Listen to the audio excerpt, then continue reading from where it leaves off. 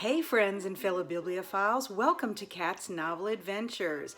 Today I'm sharing with you all of the books that I read in the month of April.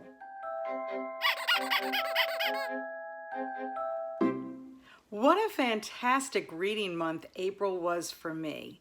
While I did not get to everything I planned to read throughout the month, I did complete 10 books, and I'm pretty proud of that. Most of the books that I read were for Old School April. There were a couple of books that I carried over into the month, so I want to talk about those two books first.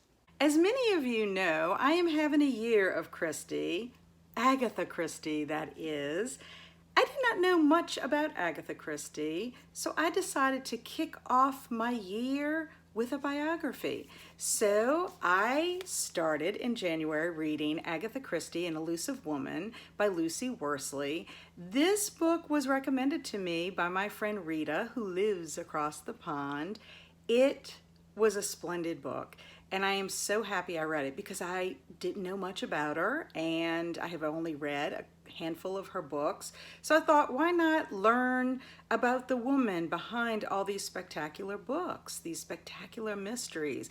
And I did find out that she didn't write all mysteries. She actually wrote some other novels under a pen name. So I was excited to find that out as well. I think this biography is a wonderful exploration of not only Agatha Christie's personal life, but also her career.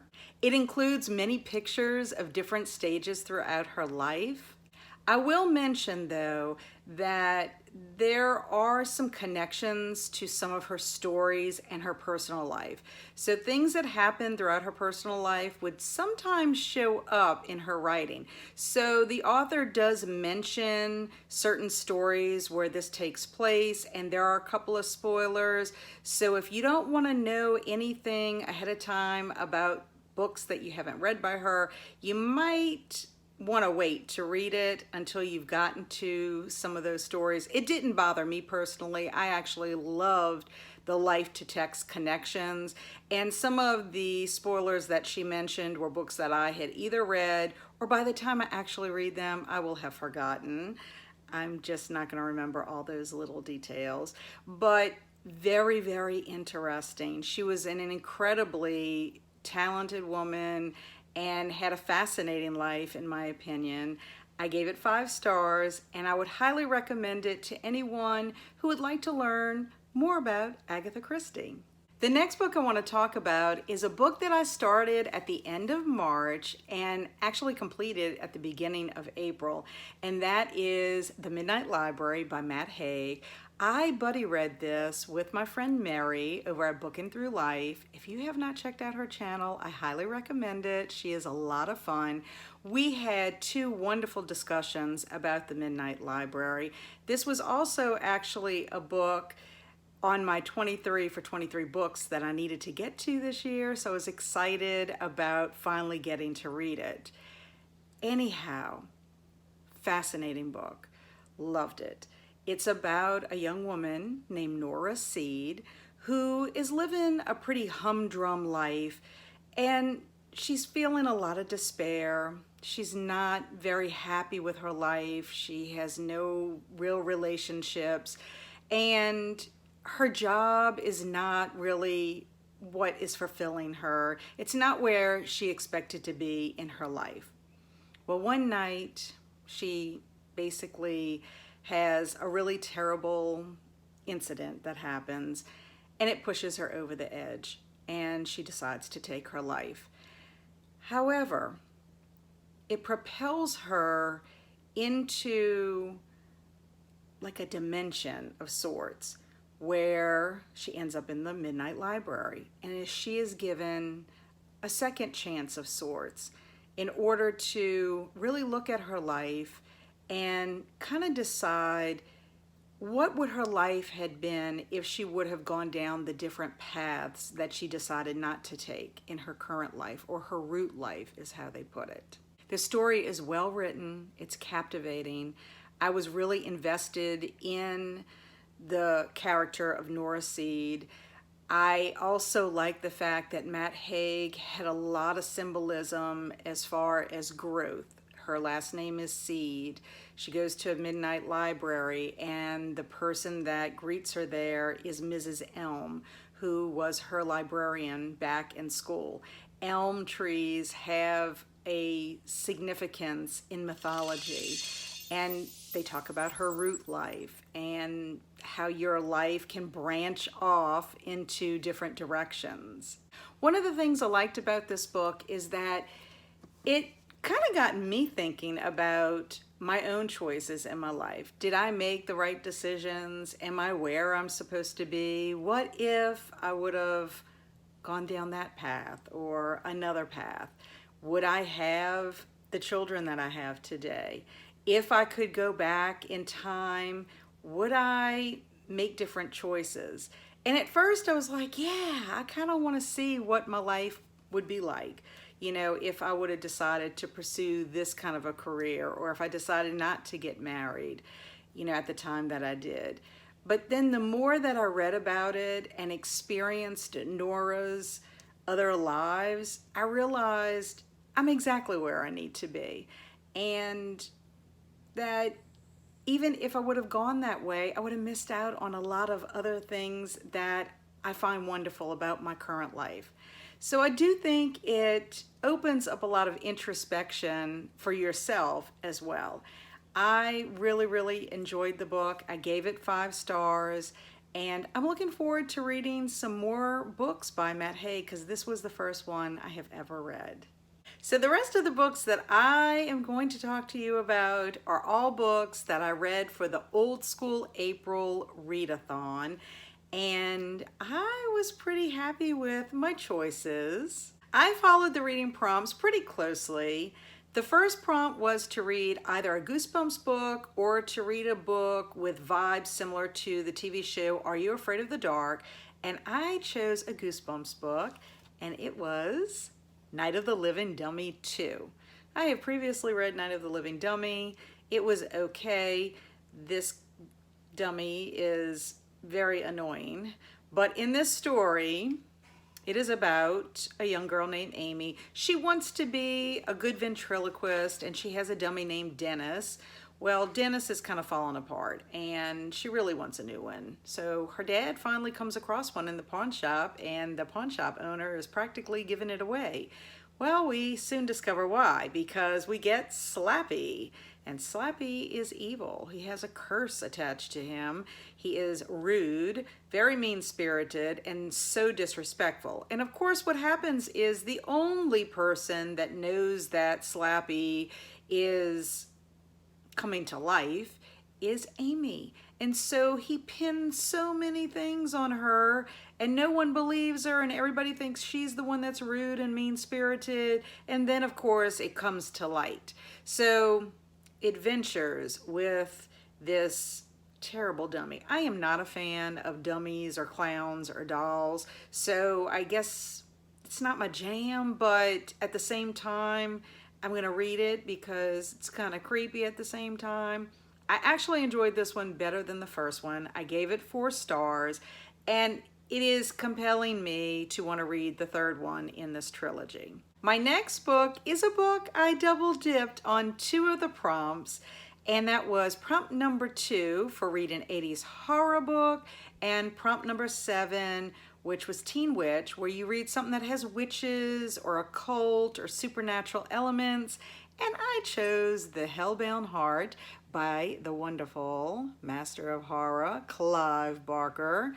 It was fun revisiting this story. I read it so long ago, like back in the 90s, I think it was, and didn't really remember many details. Knew the gist of it. I've seen Hellraiser. I know that there are some differences, but this story is about desire, passion, greed, but of the sadistic nature. You have this guy named Frank. He wants pleasures of the flesh, and he just can't get it the normal way. So he decides to go messing in like the black market and discovers a box by La Marchande where he has to solve the puzzle. It's a puzzle box. And when he solves this puzzle, he is supposed to experience all this wonderful pleasure.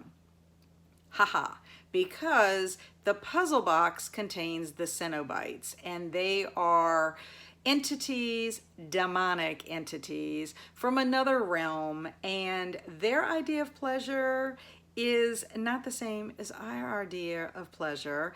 It has a lot of pain attached to it, a lot of suffering. Well, Frank solves the box, and the Cenobites visit him, and he's whisked off to their realm. Along comes his brother Rory, who's married to Julia, and they move into the house that Frank experienced the Cenobites. The house actually belonged to their grandmother and wasn't lived in for a few years. And Rory decides, I haven't heard from Frank. I'm moving in. He probably doesn't care about this property anyway. Julia and Rory have some marital issues. Rory doesn't really understand the issues. He really doesn't think there's much going on. He knows that Julia is kind of distracted, I guess. However, he thinks this is going to be something that's going to help them along the way. Well, as it unfolds, somehow Frank reveals himself to Julia, and the story goes from there. It is gross in many parts and body horror. So if you're not a fan of body horror, this is not going to be the book for you. The characters are not the most likable. I mean, even though there is a character, Kirsty, who happens to be friends with Rory and kind of has a crush on him, even though she wasn't that likable as well, I kind of was rooting for her because she gets herself mixed up in all of this shenanigans. But I will say, as I mentioned in my vlog for Old School April, because I was talking about this as I was reading it throughout the month, I would definitely not fool with puzzle boxes because you just don't know if those Cenobites might come out to get you. 5-star read for me. I loved it. Makes me realize why I love Clive Barker so much, and I just need to read more of his work. I need to get back into it. Prompt number 3 was to read an animal attack book, and I'm not really into reading animal attack books per se. So when I found out that we could use a Goosebumps book or something similar with like werewolves or other kind of creatures, I went ahead and jumped on that and chose The Werewolf of Fever Swamp by R.L. Stine. And it was pretty good. It's basically about a family who ends up moving to Florida because the father is a scientist and wants to bring these deer into the swamp. And so the family moves there, I believe from Vermont. And the young boy discovers that there are things in the swamp that don't seem super friendly. And he starts hearing howling, and before you know it, they discover that there's a werewolf roaming around the swamp as well.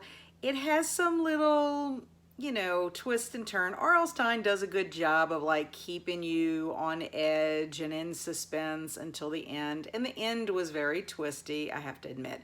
I gave it 3 stars, and it was a howling good time. For prompt number 4, you had to read a book or a story that had like old technology either on the cover or somehow in the story, and I chose The Secret of the Old Clock by Carolyn Keene. I was actually supposed to read this book in March for middle grade March, so it was nice that I was able to fit it in with the Old School April prompts. Nancy Drew is so much fun. This is the first book in the series. I read this back in the day as a kid, so it really is kind of old school to me. The old technology, of course, is the clock on the front.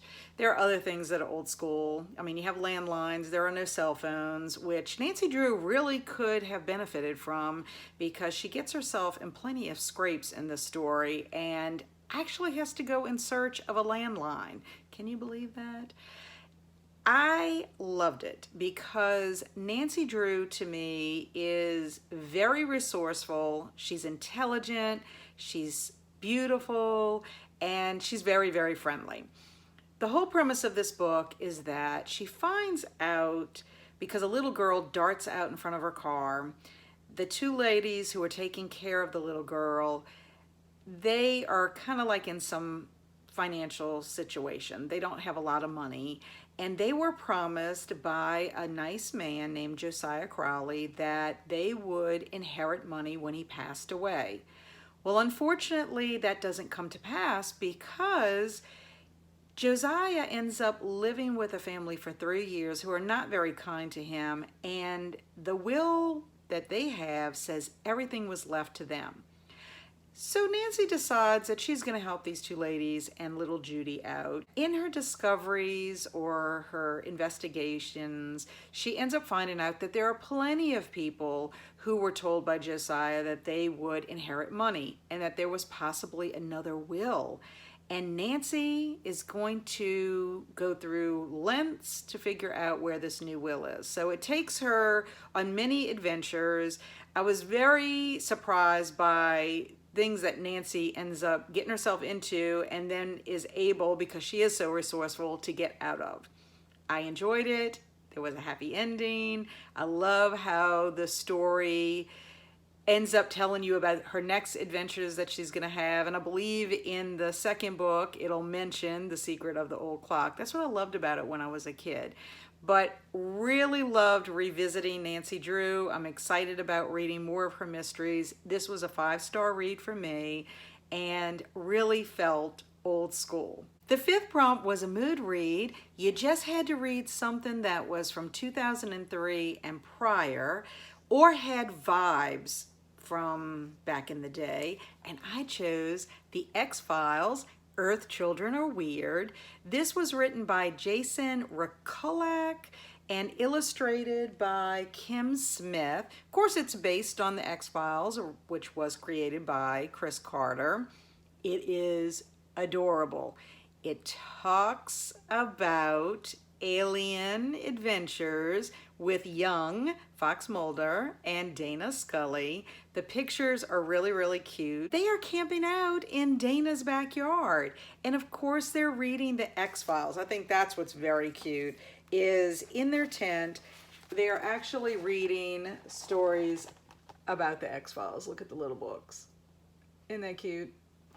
Anyway, of the two children, Fox Mulder is scared because he doesn't want to encounter an alien of any sorts. And Dana, of course, you know, she's the scientist, and there's always some kind of scientific explanation.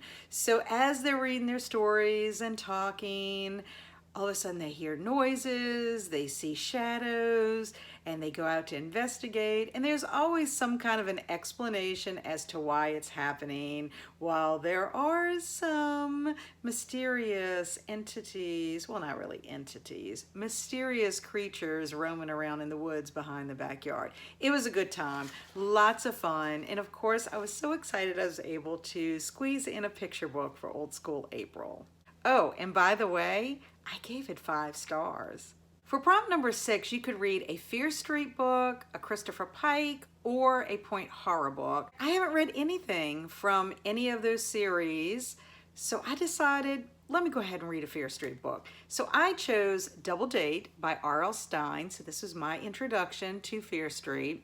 And I must say, at first I was a little like, oh, am I going to be able to get through this book? Because it has a despicable character named Bobby, or Bobby the Man. And that's because he's extremely conceited and thinks that he's God's gift to women. We're in high school. Bobby's determined to date all the cheerleaders on the cheerleader squad, and really any girl that shows him any interest, because of course he thinks all the girls are in love with him. Along comes the Wade twins. They happen to come into the music room where Bobby is practicing with his band after school. They're looking for their music teacher. Bobby decides, I want to date those twins.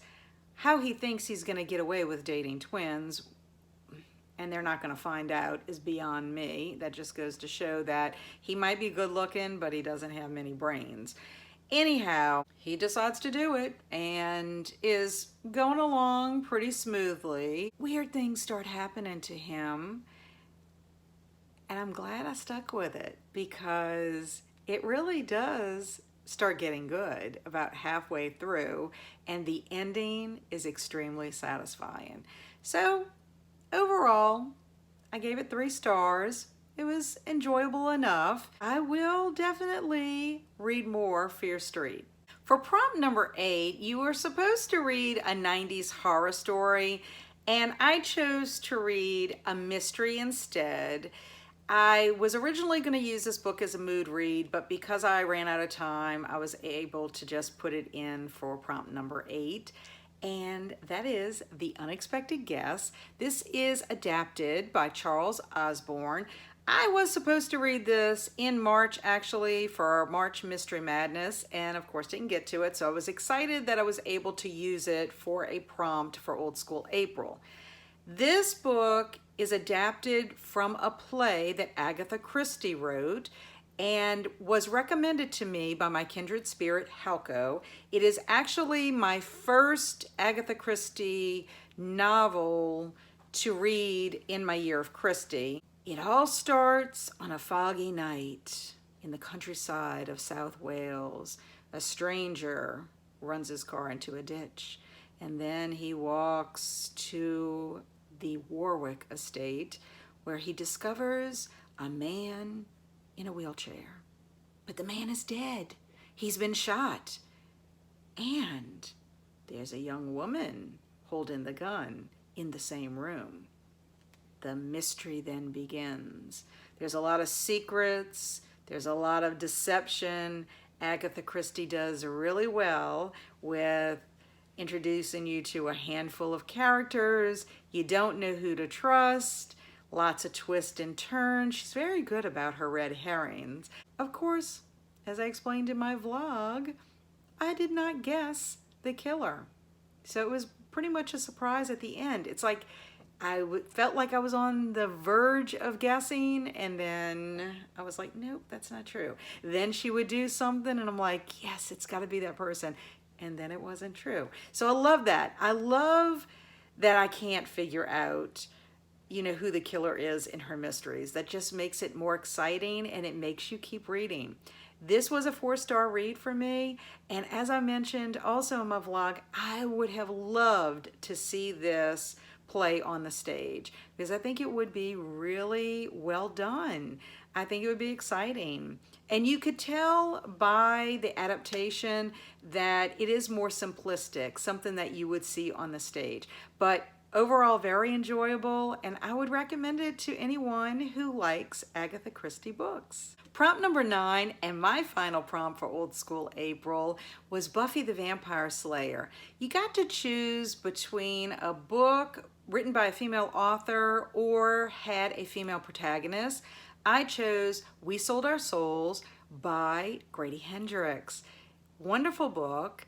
It has lots of heavy metal references, so if you like that kind of stuff, I think you'll enjoy it.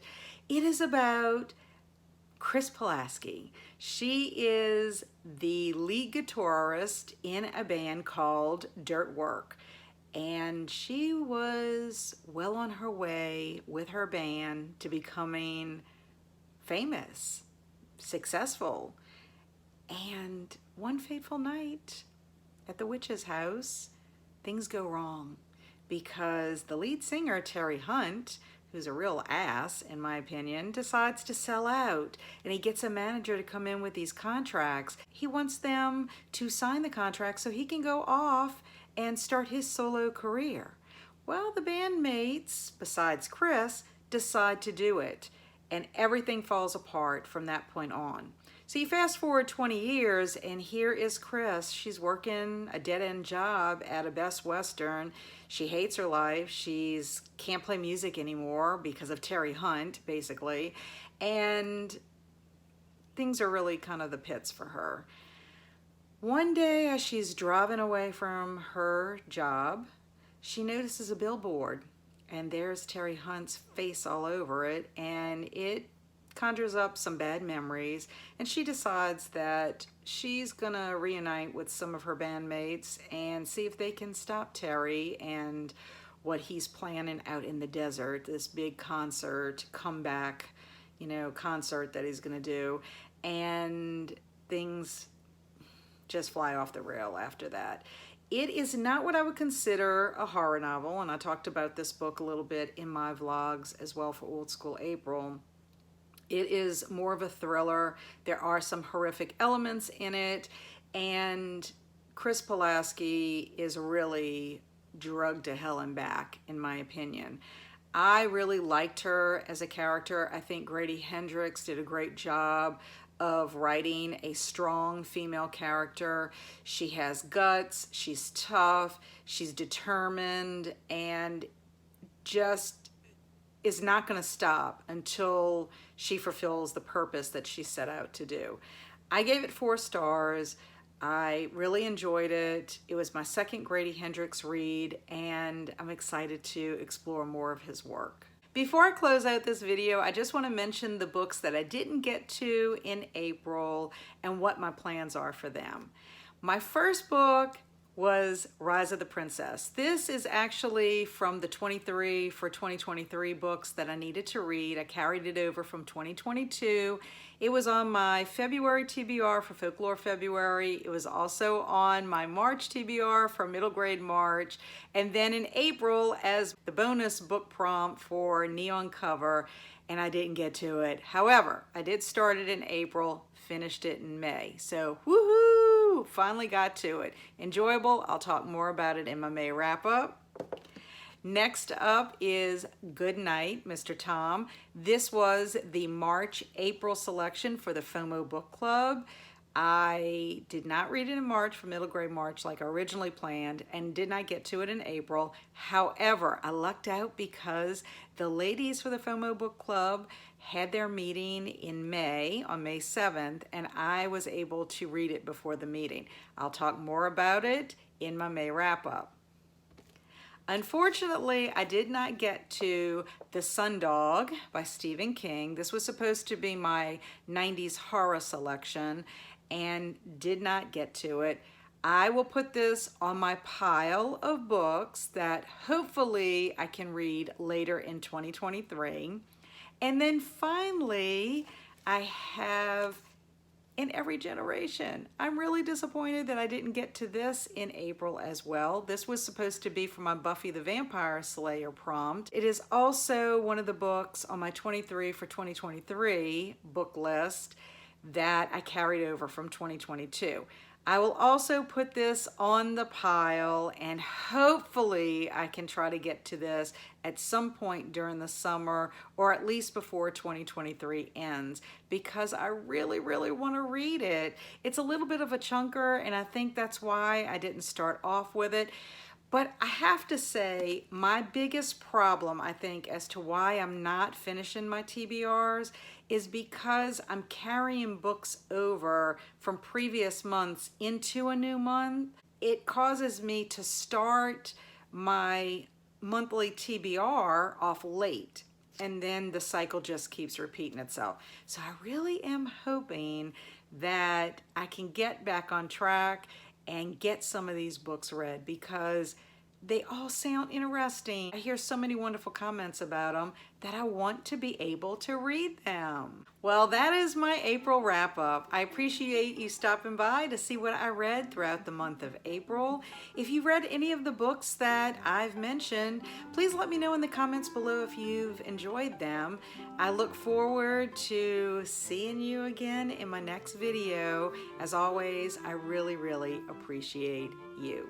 In the meantime, stay amazing and be adventurous.